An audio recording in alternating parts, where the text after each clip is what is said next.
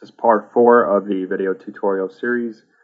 In this segment, we're going to learn how to set up a application server connection, also a database connection to our EC2 server.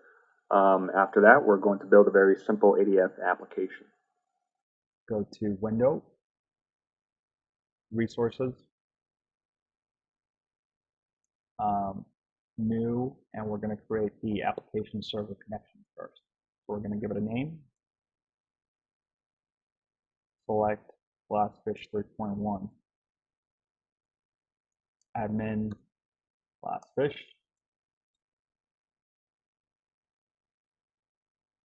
We're going to paste the DNS, and we're going to make sure that we check Secure Admin Enable. Give it a test. Okay, this came back now. I've already done this before just to make sure it's working. You might get a dialog that pops up that says if you want to accept the key. Just make sure you hit accept for both dialogues. And of course, there is 3 out of 4 test results was successful. This one's failed, but disregard that. You will still be able to do deployments regardless. So go ahead and finish that.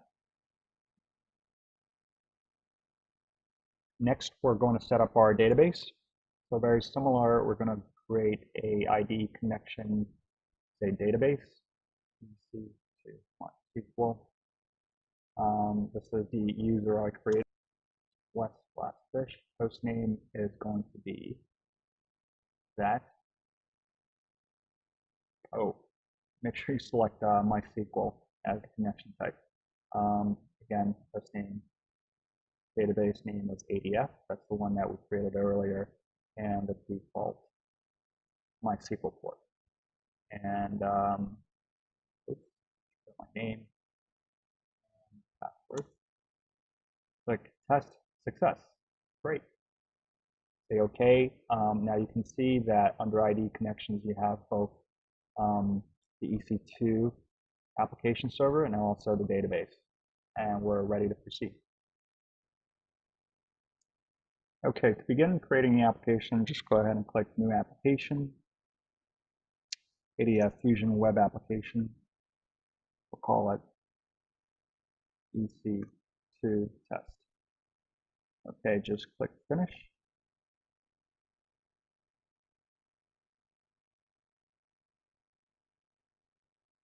Okay, we're going to create our business components first.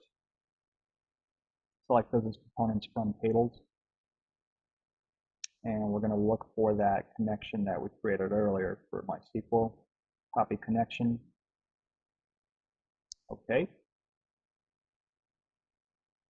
And it should be that table that we created earlier with MySQL Workbench. So this is the entity object.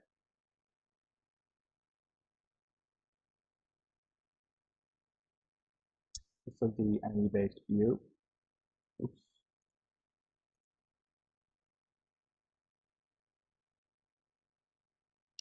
No query based.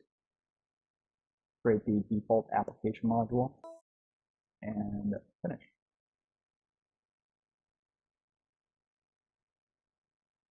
Okay, once that's completed, you can actually go ahead and test the application module.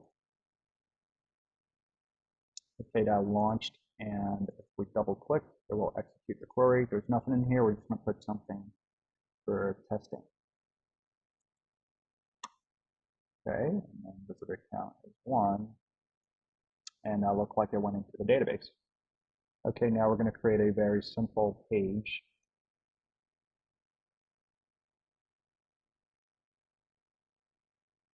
Just call it test. Get the view object, drop it off. And we're going to drop this off as a ADF table. And you can select which options you like. Just click OK. And you can see that created successfully. Go ahead and run that page in the embedded WebLogic.